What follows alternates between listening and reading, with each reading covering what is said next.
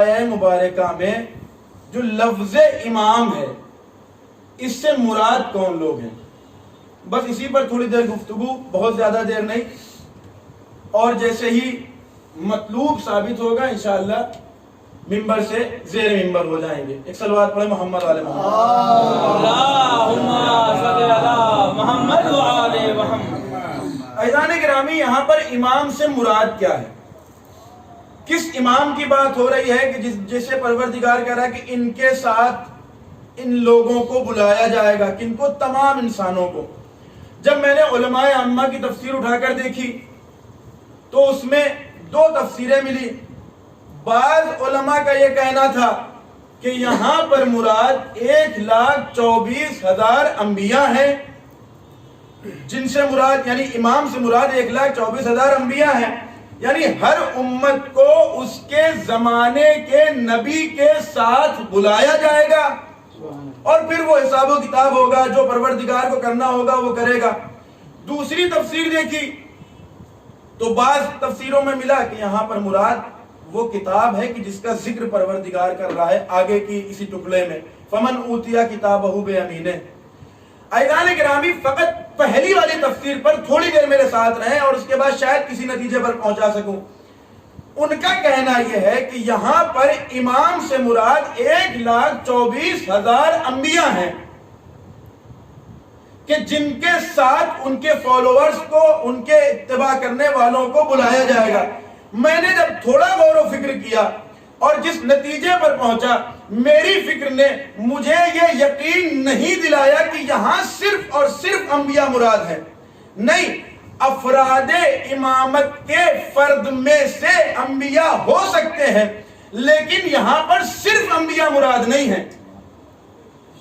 اب آپ کہیں گے قبلہ دلیل کیا ہے؟ علماء عامہ کے بڑے بڑے مفسرین نے اپنی تفسیر میں لکھا ہے کہ یہاں پر انبیاء مراد ہیں۔ میں کہتا ہوں نہیں، انبیاء مراد نہیں ہے۔ پھر دلیل کیا ہے؟ اب ذرا آیت کے ٹکڑے پر غور کریں۔ پروردگار نے کیا کہا؟ یوم ندعو کل اناس، جب میں سب کے سب انسانوں کو بلائیں گے۔ گویا یہاں پر یہ انسان ایک کلی ہے اور اس کلی کے اندر تمام افراد انسان آتے ہیں، آدم سے لے کر خاتم تک، آخری نبی سے لے کر قیامت تک جتنے بھی انسان موجود ہیں وہ اس آیت میں مراد ہیں۔ کل اناس سے یہی مراد ہے نا۔ اب وہ لوگ کہتے ہیں کہ تمام انبیاء مراد ہے امام سے۔ میں کہتا ہوں انبیاء مراد نہیں ہیں۔ کیوں؟ اس لیے کہ اگر انبیاء مراد ہوتے تو پروردگار کل اناس کا لفظ ہی استعمال نہ کرتا۔ کہیں گے کیوں؟ کہا اس لیے اب آپ یہ بتائیں، میں امت مسلمہ سے یا مفسرین سے سوال کروں گا، یہ بتائیں کہ کیا جناب نوح کے زمانے میں جتنے بھی انسان تھے پروردگار نے کل اناس کہا ہے، تمام انسان؟ تو سوال یہ ہے کہ کیا جناب نوح کے زمانے میں جتنے انسان تھے سب کے سب نبی کی نبوت پر ایمان لے آئے تھے؟ تاریخ نے ہمیں یہی بتایا کہ کچھ لوگ ساتھ تھے، کشتی میں کتنے لوگ سوار تھے؟ کچھ ہی لوگ، چند افراد، حتیٰ کہ ان کا بیٹا بھی اپنے باپ پر بھروسہ نہ کر کے چلا گیا۔ اس کا مطلب یہ ہوا نا کہ نبی کے جناب نوح کے زمانے میں سب کے سب نبی کے ماننے والے نہیں تھے، تو جناب موسیٰ کے زمانے میں رہے ہوں گے۔ تاریخ نے بتایا فرعون کے ساتھ ایک بڑا لشکر غرق ہو گیا، یعنی وہ بھی جناب موسیٰ کے ساتھ نہیں تھا۔ کیا آخری نبی حضرت محمد کے ساتھ سب لوگ تھے؟ تو آپ نے دیکھا کہ بڑی بڑی جنگیں نبی نے کی، بہت مشرکین رہے۔ تو اس کا مطلب یہ ہوا کہ ہر زمانے میں کچھ افراد ایسے رہے ہیں کہ جنہوں نے نبیوں کو نہیں مانا۔ اب سوال یہ پیدا ہوتا ہے، پروردگار نے کہا کہ کل اناس بامامہم، ہر انسان کو اس کے امام کے ساتھ بلایا جائے گا۔ تو اب میں ان مفسرین سے سوال کروں گا جو کہتے ہیں انبیاء مراد ہیں، پھر ان انسانوں کا کیا ہوگا جس نے کسی نبی کو نہیں مانا؟ بھائی غور کرنے والی بات ہے یا نہیں؟ وہ لوگ کہاں جائیں گے؟ آج کے زمانے میں، جس زمانے میں ہم جی رہے ہیں، ہمارے آخری نبی حضرت محمد مصطفیٰ صلی اللہ علیہ وسلم۔ اب آپ ذرا سروے کر کے دیکھیں کہ کیا پوری دنیا میں صرف اور صرف مسلمان ہیں؟ کتنے مسلمان ہیں؟ ملینوں کی تعداد میں، بلین کی تعداد میں، لیکن اس کے علاوہ ایک بہت بڑی قوم عیسائیت بھی ہے، یہودیت بھی ہے، ہندوازم بھی ہے، تو کیا یہ سب کے سب انبیاء کو مانتے ہیں؟ کیا کوئی ناستک نہیں ہے، کوئی دہریہ نہیں ہے، کوئی زندیق نہیں ہے؟ نہیں، بہت سارے ایسے لوگ ہیں۔ تو اگر نبی مراد ہوگا تو یہ بتائیے یہ جو لوگ ناستک ہیں یہ کس کے ساتھ جائیں گے؟ جبکہ پروردگار کہہ رہا ہے کہ ہر انسان کو، تمام فرد من افراد الانسان اپنے زمانے کے امام کے ساتھ آئے گا، بے امامہم۔ اگر انبیاء مراد ہوتے تو یہ لوگ جو نہیں مانتے، اشکال یہ پیدا ہوگا کہ ان لوگ کہاں جائیں گے؟ تو اب سوال یہ پیدا ہوتا ہے پھر کیا مراد ہے؟ جب غور و فکر کیا تو اس نتیجے پر پہنچا کہ اس آیت میں امام سے مراد ایک عام مفہوم ہے۔ امام کے معنی کیا ہوتے ہیں؟ پیشوا کے، امام کے معنی رہبر کے، امام کے معنی قائد کے، امام کے معنی لیڈر کے۔ اب کیا مطلب نکلے گا؟ یعنی ہر وہ انسان کے جس کی اتباع کر کے کسی نے کوئی مذہب اپنایا ہو، وہ یہاں پر مراد ہے۔ ہر وہ انسان۔ آپ کہیں گے کیسے؟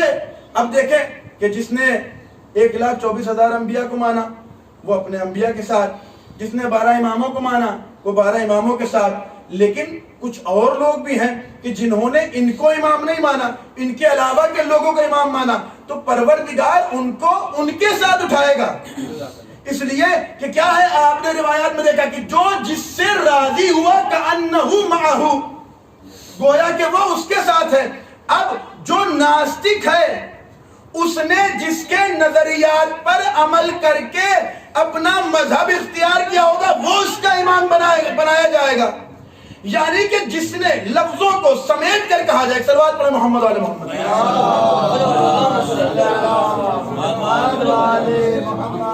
ایک اور صلوات پڑھیں محمد والے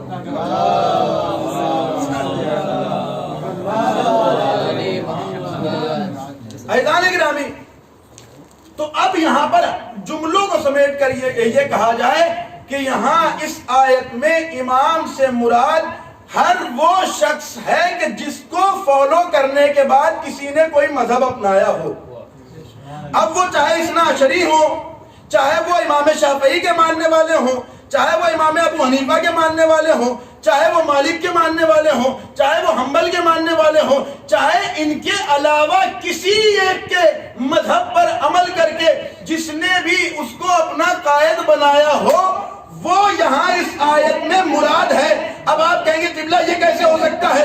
یہاں سے تو دو طریقے کے امام ہو گئے، اچھے امام بھی ان میں سے کچھ ہیں، ان میں سے کچھ برے امام بھی ہیں۔ یعنی ناستک والے کی جس نے جس قائد کی قیادت کو اختیار کیا وہ برا امام، جس نے اثنا عشری کو مانا وہ اچھے ائمہ ہیں، جتنے بھی ائمہ ہیں۔ تو اب سوال یہ آپ کریں گے کہ قبلہ یہاں تو دو امام ہو گئے، یعنی آپ کے کہنے کا مطلب یہ ہے کہ دو طریقے کے امام ہیں، کچھ اچھے ہیں کچھ برے ہیں۔ تو میں کہوں گا اشکال کیا ہے؟ یہی تو قرآن نے تقسیم بندی کی ہے، ائمۃً یہدون بامرنا وجعلناہم ائمۃً یدعون الی النار۔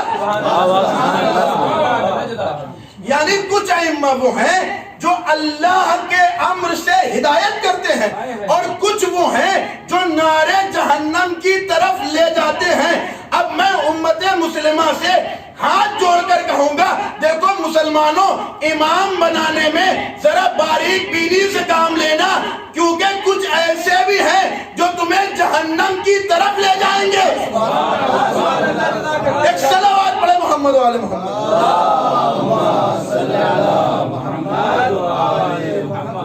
اب ایزان گرامی، اب آپ یا امت مسلمہ میں سے کوئی سوال کرے گا قبلہ آپ نے دو تقسیم کر دی قرآن کے ذریعے سے کہ اچھے امام بھی ہیں برے امام بھی ہیں، اب آپ یہ بھی بتا دیجئے کہ کیا قرآن مجید میں امام کسے کہتے ہیں یا امام کے صفات گنائے گئے تاکہ ہم پہچان تو سکیں کہ اچھے امام کون ہیں برے امام کون ہیں؟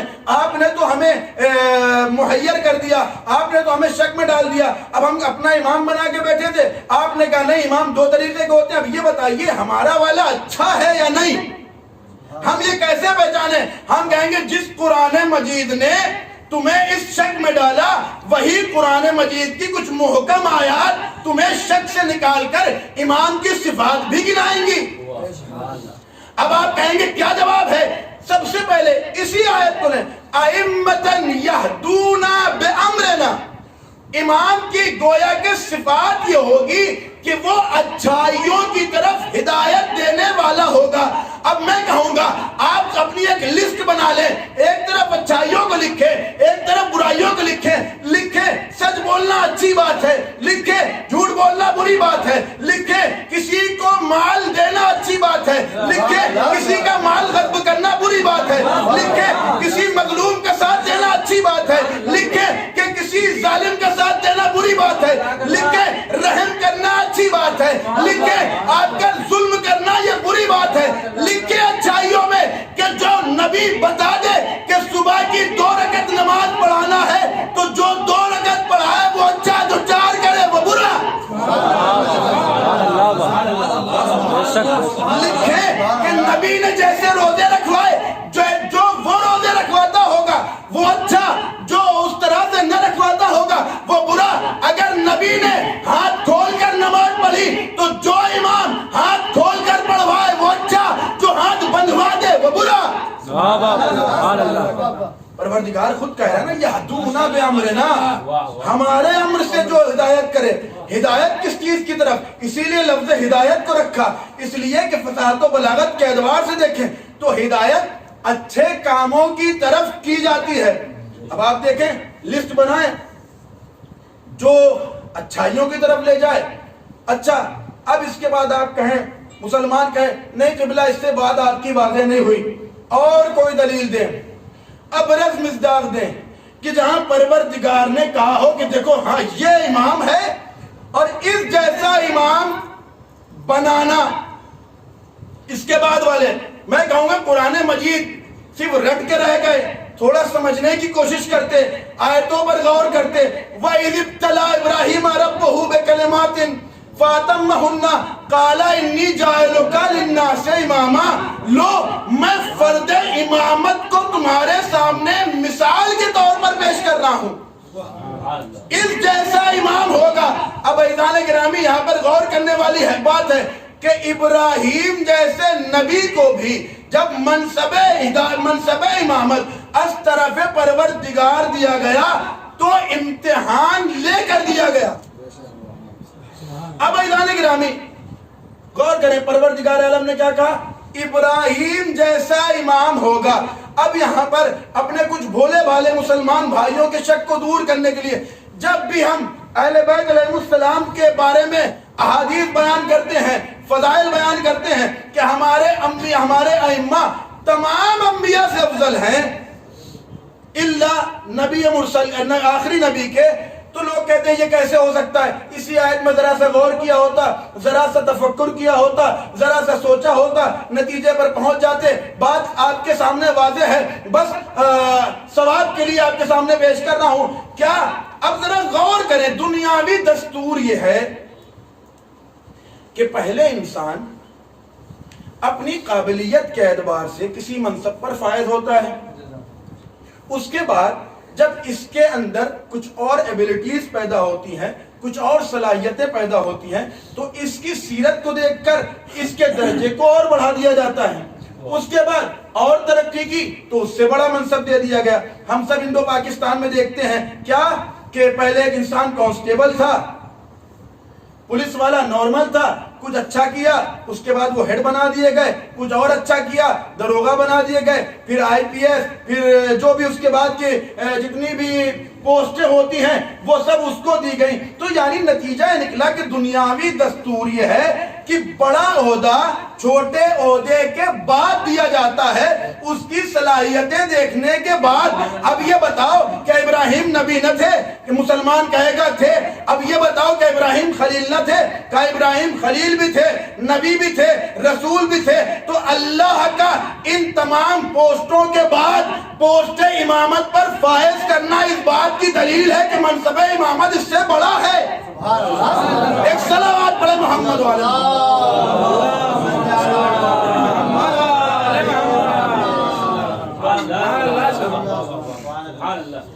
پروردگار عالم نے ایک فرد انسان کو پیش کر دیا کہ دیکھو ابراہیم، یہ ہم نے ان کو امام بنایا اختبار لینے کے بعد، اور اب اگر تم چاہتے ہو کہ امام کیسا ہو تو دیکھ لو ابراہیم کی سیرت. اب جو ابراہیم ہیں ویسا ہی امام ہوگا. کیا ابراہیم؟ اگر ابراہیم خلیل خدا تو امام بھی خلیل خدا ہوگا. اگر ابراہیم معصوم تو امام بھی معصوم ہوگا. اگر ابراہیم قربانی پیش کرے گا تو امام بھی قربانیاں پیش کریں گے, اور ایسی قربانیاں ہوں گی جو ابراہیم کی قربانیوں سے افضل قرار پائیں گی. ہاں اگر آپ نے دیکھا اس کے بعد پروردگار کیا کہہ رہا ہے؟ جب جناب ابراہیم نے کہا کہ پروردگار میری ذریت میں بھی رکھ دے, پروردگار نے کہا کہ ہم وَلَا يَنَالُ عَهْدِ الظَّالِمِينَ, کہ یہ میرا عہد ہے, یہ میں ظالموں کو نہیں دے سکتا. علماء اور طلاب کے درمیان بیان کر رہا ہوں. لہذا ظلم کسے کہتے ہیں؟ پروردگار نے مطلقاً کہا ہے وَلَا يَنَالُ عَهْدِ الظَّالِمِينَ, یہ عہدہ وہ ہے کہ جسے ظالم نہیں پائے گا. اب ذرا ظلم کی تعریف علماء اہل سنت, علماء تشیع دونوں کے اعتبار سے دیکھیں, سب نے عدل کی تعریف اور ظلم کی تعریف ایک ہی کی. وَضْعُ شَيْءٍ عَلَى مَحِلِّهِ عَدْلٌ وَضْعُ شَيْءٍ عَلَى غَيْرِ مَحِلِّهِ ظُلْمٌ. ظلم صرف یہ نہیں ہے کہ کسی کو ناروا قتل کر دیا جائے, ظلم صرف یہ نہیں ہے کہ یتیم کو ستایا جائے, ظلم صرف یہ نہیں ہے کہ کسی پر ظلم کیا جائے, ظلم صرف یہ نہیں ہے کہ کسی کا مال غصب کر لیا جائے. نہیں, یہ ظلم کے اعلیٰ مصداق ہیں. ظلم کا ادنا مصداق یہ ہے کہ ایک سجدگاہ اگر ایک مقام پر مسجد میں رکھی جاتی تھی, اس مقام سے اٹھا کر کسی اور جگہ پر رکھ دے جو اس کی جگہ نہ ہو, تو یہ بھی ظلم ہے. یعنی نتیجہ نکلا کہ پروردگار کے یہاں منصب امامت اتنا پاک و پاکیزہ ہے کہ یہاں سے ظلم کے ادنا ترین مصداق کا بھی گزر نہیں ہو سکتا. شاید میں اپنی بات کو پہنچا سکا. یہ ایسا منصب ہے کہ یہاں ظلم کے ادنا ترین مصداق میں سے بھی کوئی ایک مصداق نہیں گزر سکتا. یعنی میرا بنایا ہوا امام ظالم نہیں ہوگا. اب لوگ سوال کریں گے قبلہ یہ بتائیے اور کوئی پہچان. دیکھیں, جس کو ماننا ہے, جس کو پہچاننا ہے, اس کے لیے 2 ہی 3 دلیلیں کافی ہوتی ہیں. اور جن کو نہیں ماننا, میں نے جو آیت آپ کے سامنے پیش کی یوم ندعو کل اناس بامامہم, شاید اس کے بعد پروردگار نے اسی لیے آیت رکھی ومن کان فی ہذہ اعمیٰ فہو فی الآخرۃ اعمیٰ. اب دیکھو, دلیلیں دینے کے بعد, میری مثال پیش کرنے کے بعد بھی اگر کسی کو سمجھ میں نہ آئے کہ کون سا امام میرا والا ہے, کون سا امام میرا والا نہیں ہے, تو جو اس دنیا میں اندھا ہے وہ آخرت میں بھی اندھا ہی اٹھایا جائے گا. ایک صلوات پڑھے محمد والے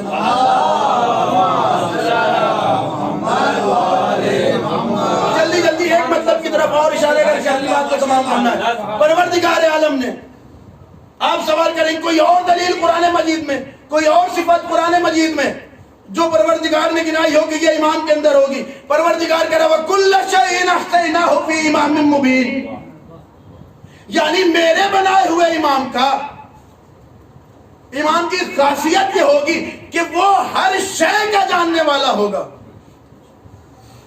ما کان وما یکون کا علم رکھنے والا ہوگا. اب بتائے دنیا, کیا کوئی اہل بیت کے علاوہ ہے جس نے علم لدنی کا دعویٰ کیا ہو؟ نہیں ہے نا. کل شیء احصیناہ. اب میں کہوں گا اچھا عالم کون تھا, میں مسلمانوں کے خلیفہ سے کہوں گا آپ کے پہلے خلیفہ عالم رہے ہوں گے. مسلمان خود کہے گا ان کے بارے میں بات نہ کریے, یہ عورتوں سے پوچھا کرتے تھے. اچھا دوسرا والا, کیا دوسرا والا عالم تھا؟ کہا نہیں نہیں, اسے مدد نہ لیجیے, یہ خود اپنی مدد مولا کائنات سے لیا کرتے تھے, اور اکثر کہا لولا علی لہلک عمر. اچھا تیسرا والا ہوگا؟ کہا نہیں نہیں, تیسرا والا بھی نہیں ہو سکتا, ان کا بھی کام بغیر علی کے نہیں چلتا تھا.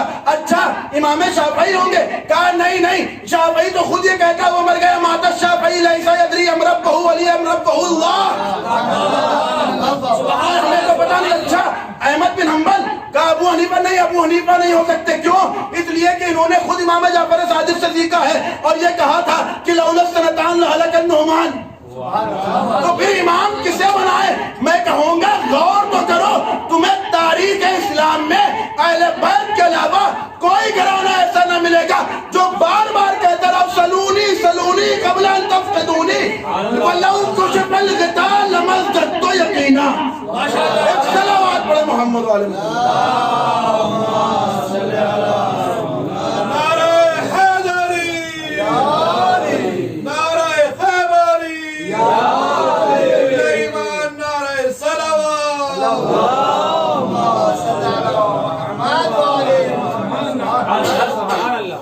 کون ہے کہ جس کے پاس تمام باتوں کا علم ہو؟ کہا وہ صرف اور صرف اہل بیت محمد علیہ السلام ہیں کہ جن کے پاس ہر بات کا علم ہے۔ تو اب آپ نے دیکھا صفات امام یہ ہوں گے، نہ وہ ظالم ہوں گے، نہ ان کے نہ علم میں کوئی کمی ہوگی۔ اب علم کی بات کیا کریں؟ اچھا پروردگار عالم نے یہ علم کی قید لگائی کیوں؟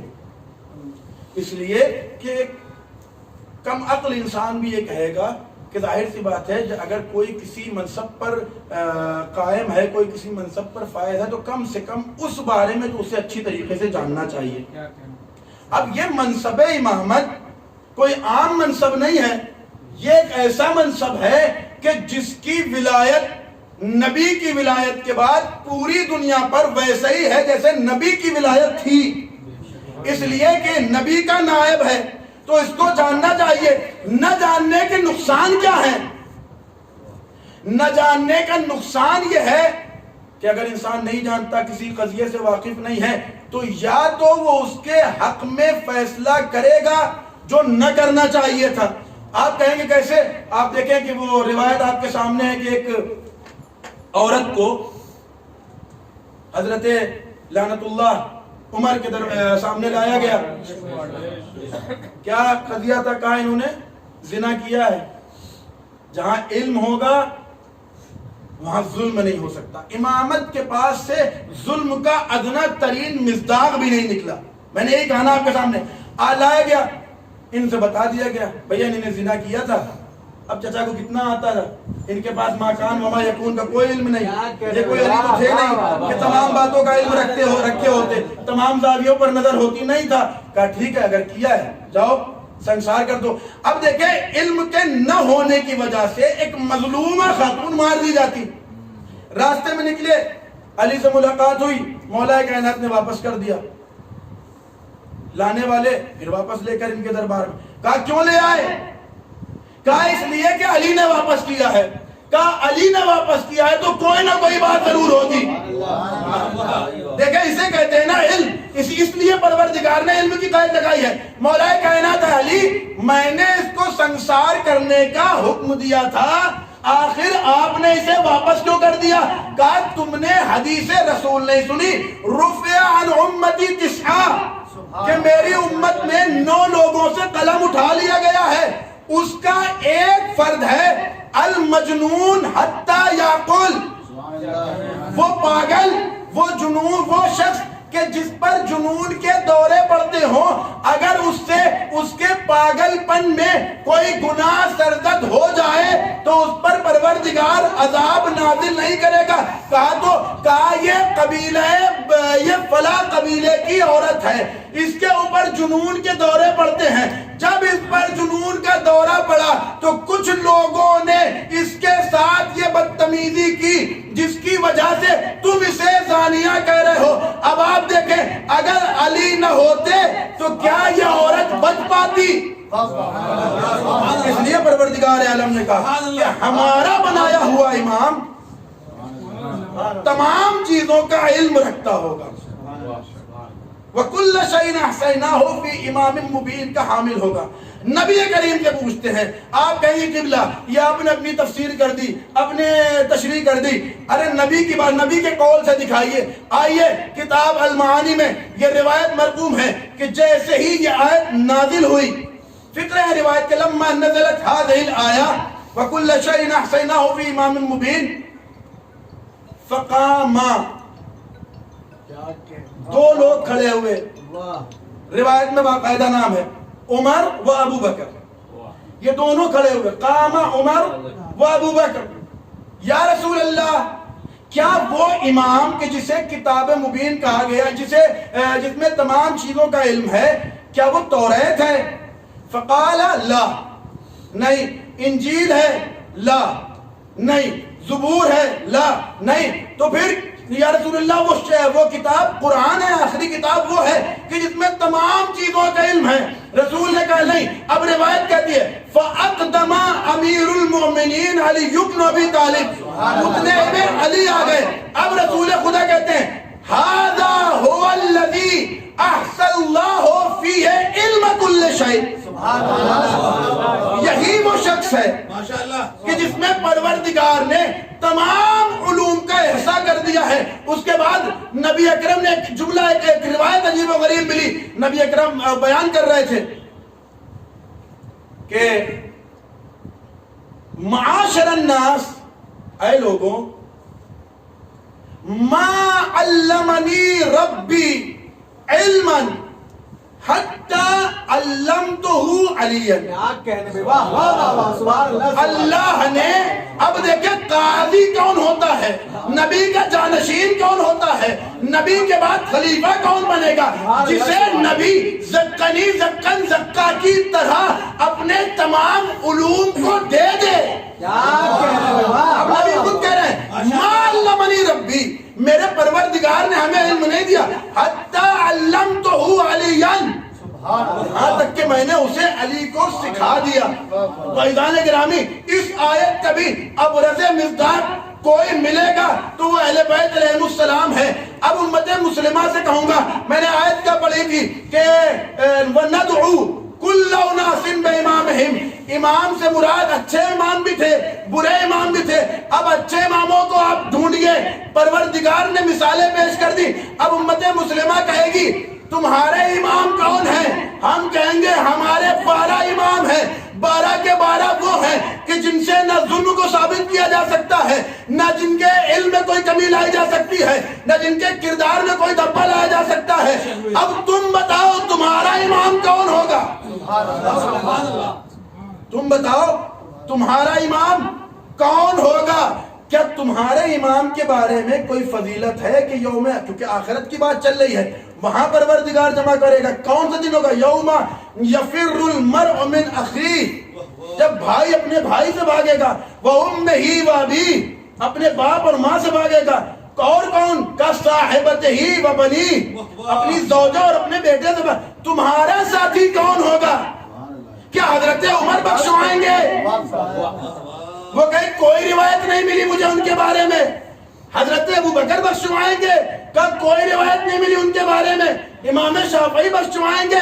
کہ کوئی روایت نہیں ملی۔ اچھا آپ بتائیے، آپ بڑا علی علی کرتے ہیں، کیا ان کے بارے میں کوئی روایت ہے؟ اب ہم ان سے کہیں گے نحن ابناء الدلیل، ہم تو دلیل کے بغیر کوئی بات ہی نہیں کرتے۔ جس رسول نے تمہیں قرآن دیا وہی رسول یہ بھی بتائے گا کہ تمہیں کون روز محشر بخشوائے گا۔ اب نبی گویا ہوئے، اصحاب کا مجمع ہے، نبی اکرم نے ایک روایت بیان کی، کہا ان اول اہل الجنہ دخولا الیہ علی بن ابی طالب۔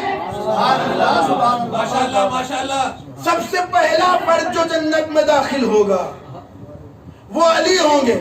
ابو دجانہ انصاری کھڑے ہو گئے، یا رسول اللہ ابھی کچھ دن پہلے آپ نے فرمایا تھا کیا کہنے کہ مجھ سے پہلے ان الجنہ محرمۃ علی الانبیاء، کہ انبیاء پر بھی جنت حرام ہے اس قبل اس کے کہ میں داخل کر دیا جاؤں، اور تمام امتوں پر سوائے میری امت کے، یعنی نبیوں میں سب سے پہلے میں جاؤں گا اور امت میں سب سے پہلے میری امت جائے گی۔ جیسے ہی اس نے کہا اب یا نبی اللہ آپ کریں علی جائیں گے، اب نبی اکرم کہتے ہیں اما علمت یا ابا دجانہ، اے ابا دجانہ تمہیں نہیں معلوم انا للہ لواء من نور عمودا من یاقوت، کہ پروردگار عالم کا ایک پرچم ہوگا جو نور کا ہوگا، جس کا وہ ڈنڈا، وہ بانس کہ جس میں وہ پرچم لگا ہوا ہوگا وہ یاقوت کا بنا ہوگا، مکتوب علیہ، اس پر لکھا ہوگا لا الہ الا اللہ محمد رسول اللہ واہل البیت خیر البریہ۔ اما تمہیں ایک علی کی ولایت سے اتنی پریشانی ہے، یہاں نبی تو تمام اہل بیت کو شامل کر لے رہے ہیں۔ سبحان اللہ ماشاءاللہ۔ نبی اکرم نے کہا نعرہ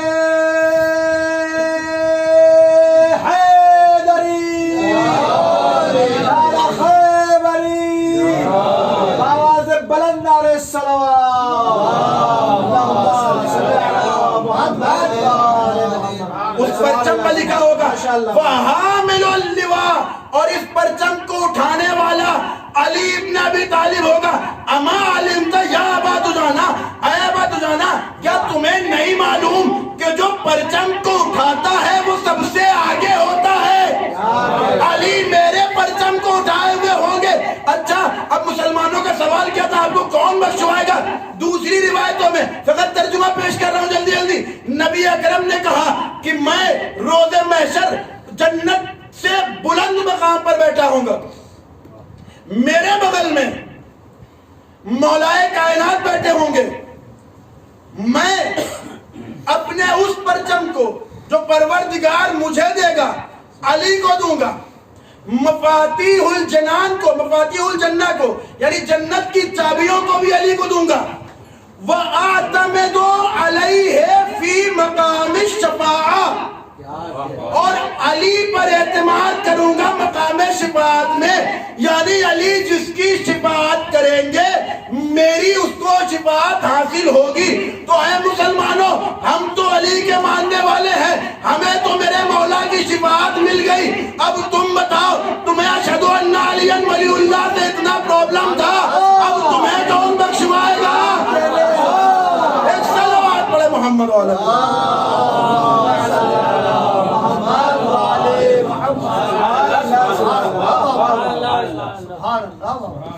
ہمارے تو بخشوانے والے ائمہ معصومین علیہ السلام موجود ہیں، ہمارے وارث موجود. تم اپنے کسی ایک پیر کے بارے میں کوئی روایت دکھاؤ کہ اب تم کہو گے نہیں ہمارے تمام کے تمام پیر نبی سے متصل تھے، تو گویا کہ ہم انڈائریکٹ اپنے نبی کے امتی ہیں، اور تم خود کہہ رہے ہو کہ نبی کے امتی بخشوائے جائیں گے. میں کہہ رہا ہوں نبی کے امتی بخشوائے جائیں گے، لیکن آپ یہ بھی تو دیکھیں شفاعت ہے کس کے ہاتھوں میں؟ نبی نے جس پر اعتماد کیا وہ وہی ہے کہ جس سے تم دشمنی نبھا رہے ہو. لہذا اب ہمیں سوچنے کی ضرورت نہیں ہے، ہمیں تو فقط اعمال پہ دھیان دینا ہے. تمہیں اعمال کے ساتھ ساتھ عقائد پر بھی دھیان دینا ہے، اس لیے کہ عمل کی بھرپائی تو ممکن ہے، لیکن اگر عقیدہ خراب لے کر چلے گئے تو عقیدہ تمہارا بیٹا بھی اچھا نہ کر پائے گا. تو اب عزیزان گرامی، یہ وہ امام ہے کہ جسے پروردگار عالم نے ہم انسانوں کی ہدایت کے لیے بھیجا. باتیں اور بھی بہت ساری ہیں، یہاں پر کئی اور سوالات بھی ہیں، ان کے جوابات ہیں، لیکن بس اپنے گفتگو کو یہیں پر ختم کرتے ہوئے باقی انشاءاللہ کبھی اور موقع پر، کیونکہ آج اس 4 سالہ بچی کی شہادت کی رات ہے کہ جس کی شخصیت اتنی مظلوم ہے کہ جس کا نام سننے کے بعد بھی اگر مصائب نہ بھی بیان کیے جائیں، فقط نام سنتے ہیں تو عزاداروں کی آنکھوں میں آنسو آ جاتے ہیں. کون؟ بعض روایات کی بنیاد پر رقیہ، بعض روایات کی بنیاد پر جو نام بتایا گیا وہ سکینہ بنت الحسین، حسین کی وہ لاڈلی بیٹی کہ جس کے لیے امام حسین نے پروردگار سے دعا کی تھی، میرے پروردگار ایک بیٹی دے دے جو میرے سینے پر سوئے اور میرے سکون کا باعث قرار پائے، سکون کا باعث بنے. یہ وہ بچی ہے کہ جس کی پیاس کی ابتدا تو معلوم ہے، لیکن پیاس کب بجھائی گئی یہ کسی تاریخ میں نہیں لکھا. اس لیے کہ ہو سکتا ہے کوئی کہے کہ تاریخ میں یہ ملتا ہے کہ شام غریباں زوجہ حر پانی لے کر آئی تھی اور اس نے پانی دیا تھا، لیکن اسی روایت میں نے یہ بھی دیکھا کہ جب جناب زینب کو پانی ملا نا تو جناب زینب وہ پانی کا کوزہ لے کر سب سے پہلے جناب سکینہ کے پاس آئیں. آنے کے بعد سکینہ سے کہا سکینہ کیونکہ تم اس کاروان میں سب سے چھوٹی ہو لہذا تم یہ پانی پی لو. جناب سکینہ نے پانی کا کوزہ تو لے لیا لیکن پیا نہیں، مقتل کی جانب دوڑنے لگی. جناب زینب نے سوال کیا سکینہ کہاں جا رہی ہو؟ اے بوبی اماں آپ ہی نے تو کہا ہے نا جو سب سے چھوٹا ہوتا ہے اسے پانی پلایا جاتا ہے. ارے میرا عزیزان مجھ سے بھی چھوٹا ہے. جزاکم اللہ خیر الجزا. خدا آپ کو کوئی غم نہ دے سوائے غم سرکار سید الشہداء کے. آپ کے گھر میں بھی چھوٹے چھوٹے بچے ہیں، آپ بھی اپنے گھر میں بچوں کو دیکھتے ہیں، کیا حکم ہے اسلام کا؟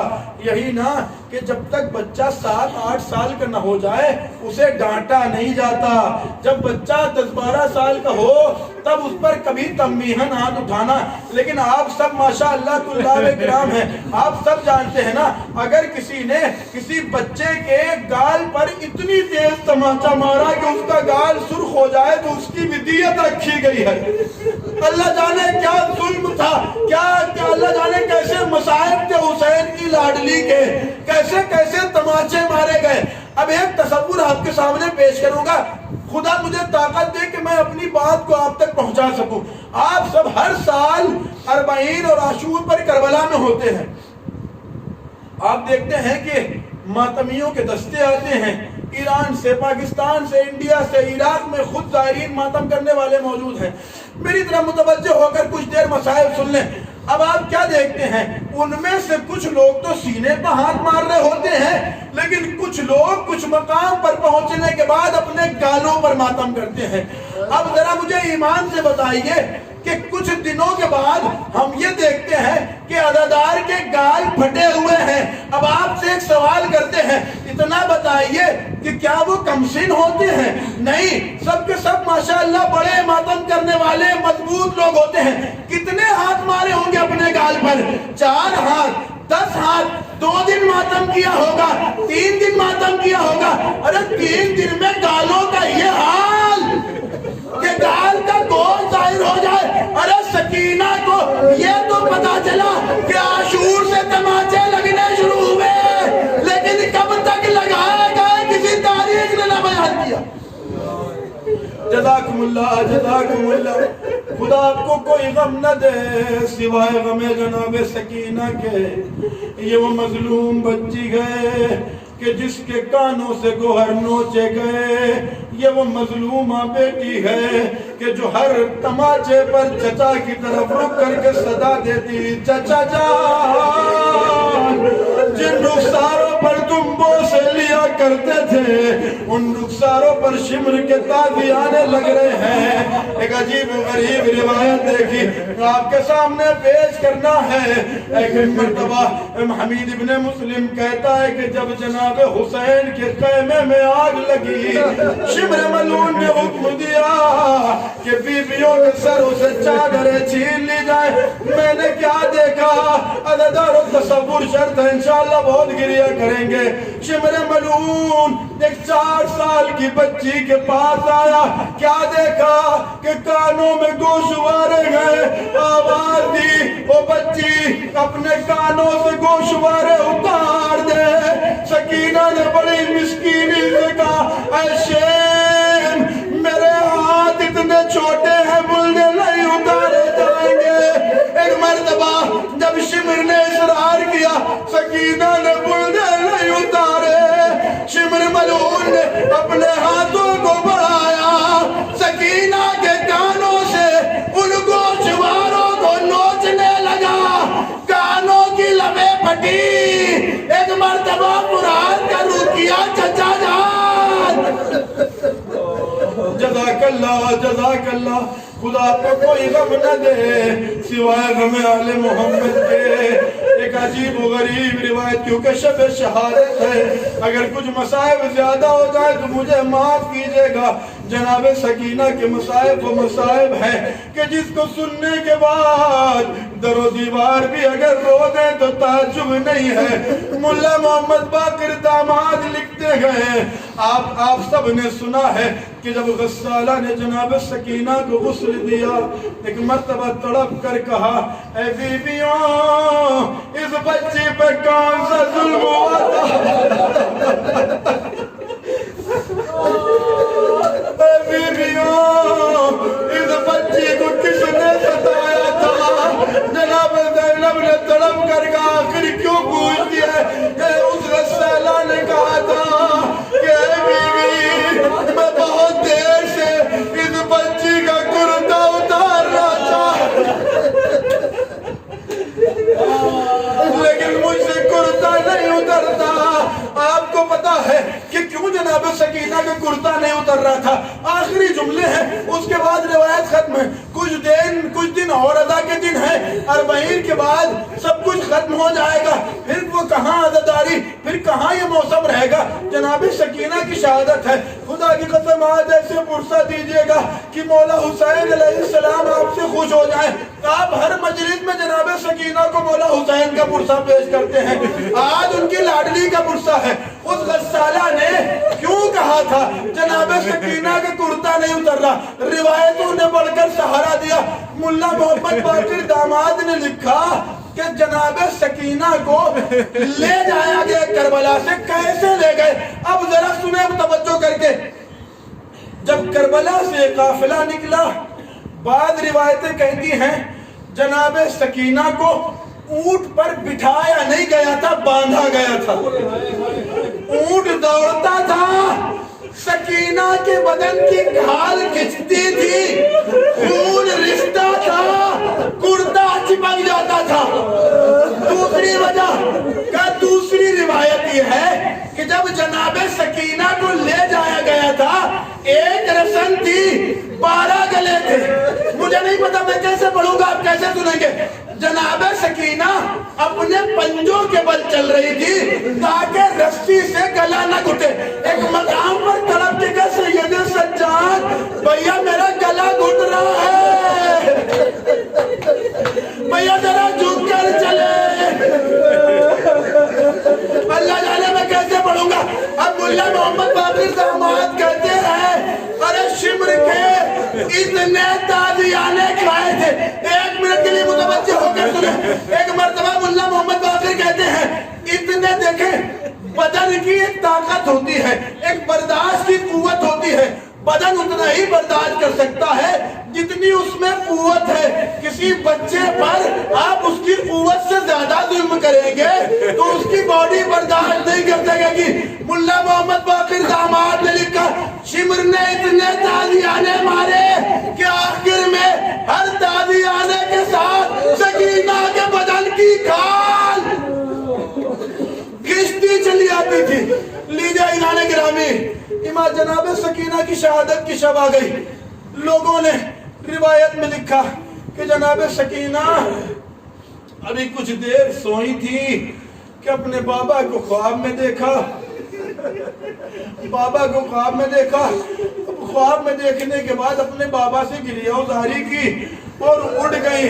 अब जब जनाब सकीना उठी, अब आप एक बच्चे को तसव्वुर करें कि बच्चा किस तरह अपने वालिदैन के लिए रोता है।